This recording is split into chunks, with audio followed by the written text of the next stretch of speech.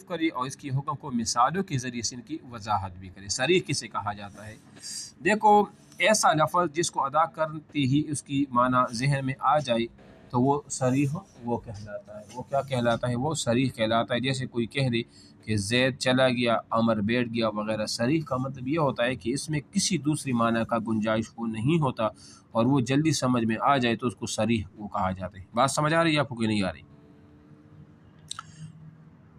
یعنی میں کہتا ہوں کہ میں اصول فقہ پڑھا رہا ہوں، یا میں کہتا ہوں کہ میں علم النحو پڑھا رہا ہوں، یا میں کہتا ہوں کہ میں علوم تفسیر کا درس دے رہا ہوں، تو یہ صریح الفاظ ہے نا۔ آپ کو بھی سمجھ آ گیا، مجھے بھی سمجھ آ گیا، جو سننے والے ان کو بھی پتہ چل گیا کہ ان کی باتوں کا مقصد کیا ہے۔ تو یہ صریح الفاظ، واضح الفاظ جس کو ہم کہتے ہیں، ٹھیک ہے نا۔ اور ایک ہوتا ہے کنایا۔ کنایا صریح کی برعکس ہے، یعنی ایسا لفظ جس کی معنی واضح اور فوری سمجھ میں آنے نہ ہو اور بغیر کسی قرینہ یا دلالت کے سمجھ میں نہ آ سکے۔ یعنی مطلب کوئی ایسا الفاظ استعمال کرے نا کہ جس کے لیے غور و فکر کی ضرورت ہوتی ہے اور جلدی سمجھ میں وہ نہ آئے۔ آپ نے دیکھا ہوگا نا کہ جب کبھی ایسا ہوتا ہے نا کہ آپ نے کسی دوست کو بات بتانی ہو نا، اور آپ کے ساتھ 2-3 بندے اور بھی ہو، اور آپ نے وہ بات اسی وقت بتانی ہو نا، تو آپ صریح الفاظوں میں وہ نہیں کہہ پاتے، بلکہ آپ کیا کرتی ہو، آپ اس کو یعنی کنایہ الفاظوں میں نا، اشارتاً کہ وہ تو سمجھ جائے تھوڑی غور و فکر کی، تاکہ دوسرا کوئی سمجھ نہ آئے، تو اس کو کنایہ الفاظ کہتے ہیں۔ کیا کہتے ہیں؟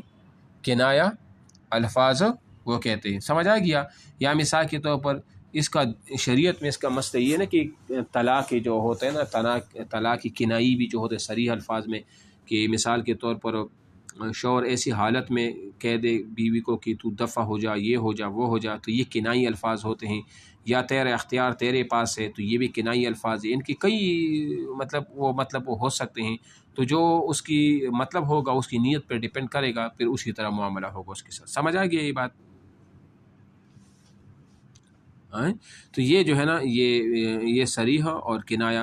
تو صریح کا بھی حکم تو یہی ہے نا، صریح کا حکم یہ ہے کہ اثر کا عین کلام مرتب ہونا، یعنی بغیر کسی نیت کے اس کا مقتضا ثابت ہو گیا۔ یعنی مطلب جیسی بات کیا نا ویسے ہی ثابت۔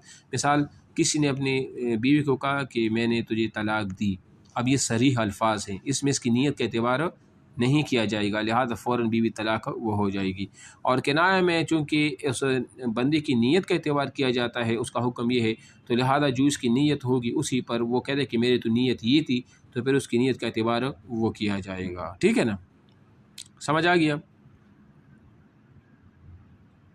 ہاں جی۔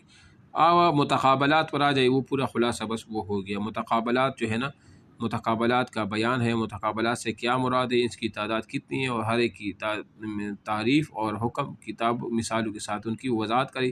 ظاہر ہے، نص ہے، مفسر ہے، محکم ہے، خفی ہے، مشکل ہے، مجمل ہے اور متشابہ ہے۔ تو کیا یہ سارے ہیں، یہ سارا کا سارا آج میں خلاصہ بتا دوں، اسی کو پڑھ لیں۔